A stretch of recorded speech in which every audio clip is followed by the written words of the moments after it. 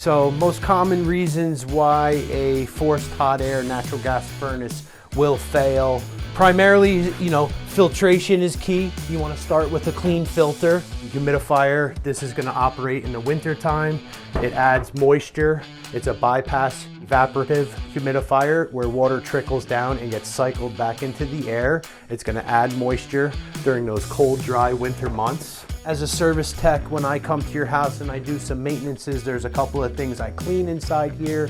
There's a motor that gets oiled and lubricated. We also clean a flame sensor rod that detects the flame on startup, and sometimes I'll get a lot of service calls where they tell me it comes on, it fires up, but then it shuts off quickly. So if you have any problems with your furnaces or your boilers or any kind of heating issues, you can give Efficient Air Service a call. We have the best guys and we are ready to take care of you.